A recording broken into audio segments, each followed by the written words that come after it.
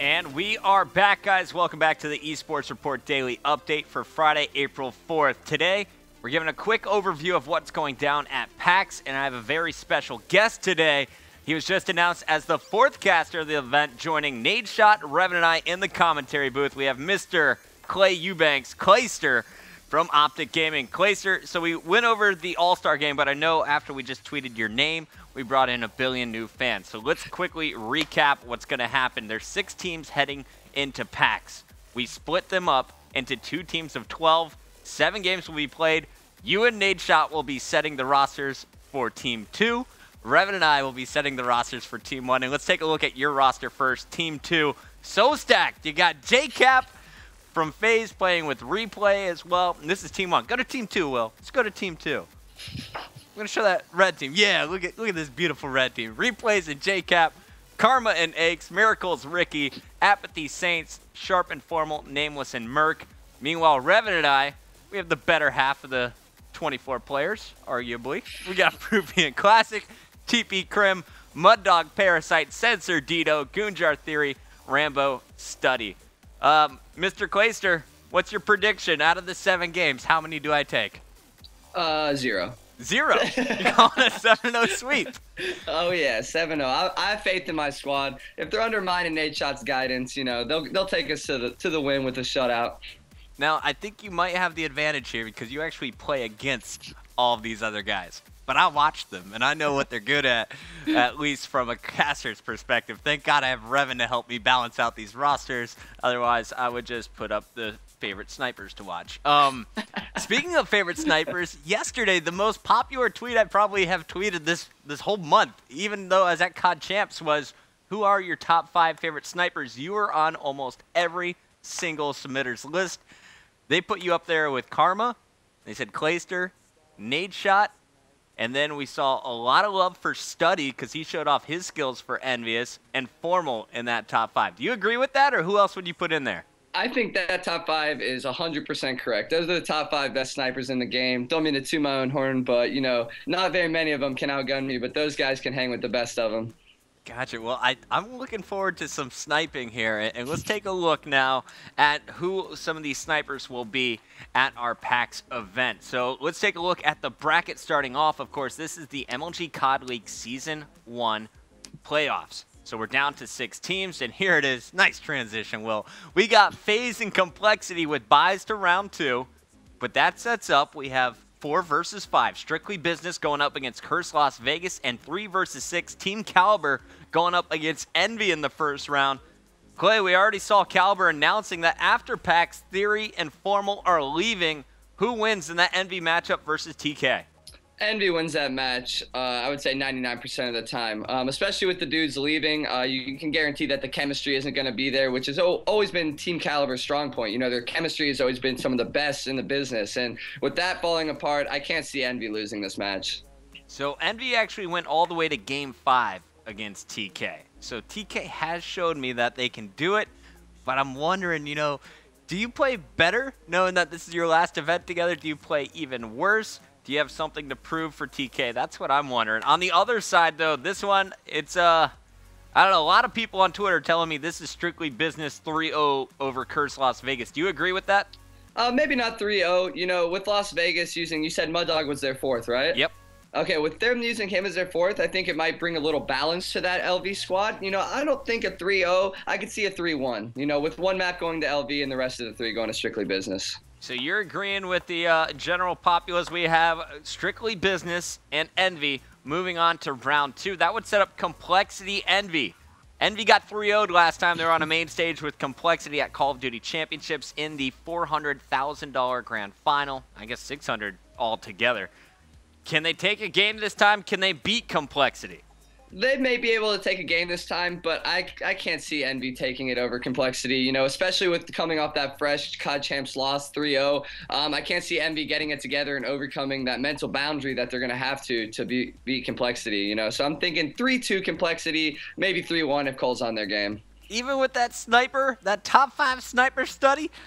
Yeah, even with Study, you know, he's a great player, a great sniper, but I have a feeling that Complexity is definitely going to veto those sniper maps that, you know, he's going to be able to thrive in. Yeah, we know how smart TP is when it comes to vetoing. These guys study their opponents, will shut down any opportunity for them to have a strength. Now, on the other side, we have Strictly Business, according to our predictions, going up against FaZe. Is this one close? Who wins it? Oh, this match I feel like is going to be a really, really intense and awesome match. You know, SB and FaZe, I feel like they match up really well against each other. You know, FaZe has two of the best ARs in the game. SB has two of the best SMGs in the game. So it's going to be really exciting to see. But to be honest with you, I think FaZe is going to take this. You know, they're hungry to prove themselves, and I feel like this is a prime stage for them to prove that they can hang with the best and get top 2, top 3 in a major tournament. So FaZe, of course, fell to Trident T1 Daughters in their tiebreaker game, finishing 6th at the Call of Duty Championship. Here you have them moving on to the top 3 if they make it to that winner's final against Complexity. Who wins that battle? Ooh, that's going to be an interesting one because for all you guys that didn't watch PAX last year, it was actually one of the only events I was on Complexity for where we actually got 2nd place. You know, they didn't take it as seriously as most, and it was prime opportunity for a team to take down, you know, the reigning champions. And so I can honestly see FaZe winning this one, not by a wide margin, not easily, but I'm thinking FaZe is going to take this final match versus Complexity. Wow, so FaZe and Complexity in that winner's bracket. Of course, there will still be a lower bracket, but I'm excited for this matchup because I know FaZe is angry with the way they performed at COD Champs. They're angry that they lost in group play, had to struggle through that bracket, and fell short for a 2nd time against the Australians. I think they're going to be hungry. JCap and Proofy going to be making some noise. And Pax, we have a little bit of a better setup this year than we did last year, so kind of excited about that one as well. Now, I got to get your predictions for the bottom 4. So if we have FaZe and Complexity in the top 2, where do the other 4 fall in a 1 through 6 pattern? Oh, in a 1 through 6 pattern. All right, so I'll start from the bottom here. 6th place, I think, is going to go to TK. You know, especially with the guys leaving the squad and with all the roster issues they're having, I really feel like TK is coming in 6th. Coming in 5th behind them, I'm going to pick Las Vegas. You know, I think Las Vegas isn't going to be able to hang with the best teams because it's not their real squad. You know, they're using a sub as in his name is Mud Dog, and I really don't think that it's going to come through in the tournament. You know, like they're going to play well, but they're not going to play enough as a team to, you know, carry them to a top 4 finish. And then the 3 and 4 spot, you know, I really can't tell you who's like SB. I really feel like will be Envy in that match. You know, SB has shown that they can win tournaments at regionals for COD championships. They had a great showing, getting 1st place. And I think if Envy gets taken out by Cole in that winners semis, I think SB is going to triumph over Envy and take that 3rd spot. Now, Strictly Business has been a team that they finished 1st at the U.S. Championships. They finished 4th at Call of Duty Championships, but they did lose in that lower bracket to Envy. In fact, we saw the donut game where 3 players were held to 0. Apathy got 2 kills, but it wasn't until round 6. Is that the same Strictly Business that you expect to see at PAX, or are you expecting to see the U.S. Championship Strictly Business? You know, all the players over at Strictly Business are really hungry to prove to everybody that they're better than what they showed at COD Champs. And, you know, 4th place isn't a bad placing, don't get me wrong.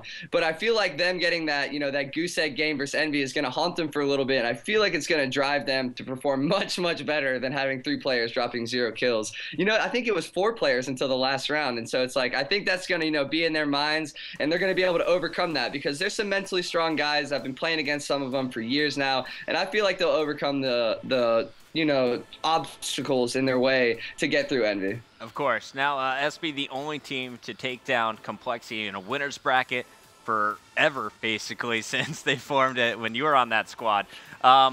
Looking at this SB lineup, I actually have them going into the finals and possibly taking down Complexity again. Complexity coming off their big high at Call of Duty Championships. SB might be hungry. Is there a star player on Strictly Business? Because when you first looked at this squad, it was kind of a team of people that didn't get picked up by the Big 4. Yeah, I think he's kind of a dark horse. Not too many people talk about him, but I feel like Apathy on that team is the bread and butter. You know, all of them are great slayers. You know, you got Saints and Dito, 2 really, really good slayers, and then you have Censor, one of the best objective players, and then you have Apathy. He's one of those players that like kind of fills in the gaps, but when you need him to go off and get that clutch 3-piece or win that one-on-one on a home flag, he's the person to do it, and he's always the person to show up in these big games, and I really feel like he's the guy to watch out for at PAX. Apathy's our guy to look out for. Clay, you mind if I take it from PAX to COD Champs? Go for it. All right, let's talk COD Champs. So, first of all, were you surprised that you made it back into the top 3 with Optic Gaming, or was this kind of a sure plan from the very start of that tournament?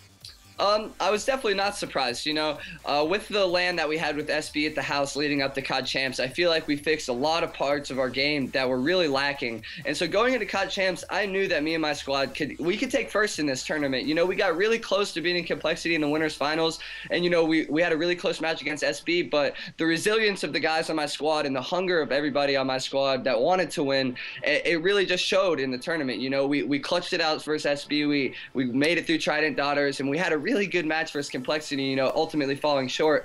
But, it wasn't a surprise to me. Maybe to others it was, but I know my squad and I know what we're capable of. Well, when talking to TP yesterday, he actually said that he thought Optic was the second best team in that entire tournament. You guys really put them to the test. We saw that round 11. Can you tell me officially who made that call, round 11, Freight SND?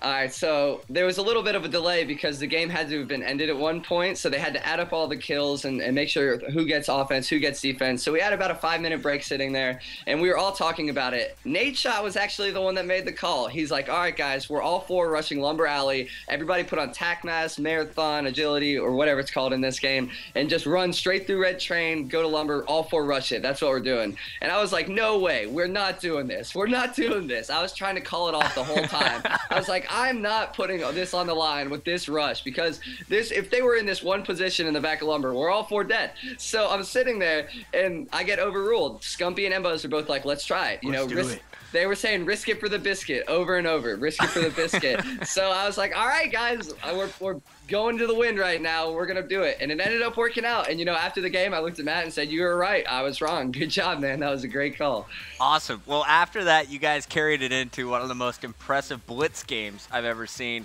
You guys have definitely improved your Blitz game since we saw you at the U.S. Championship. What was different this time around when you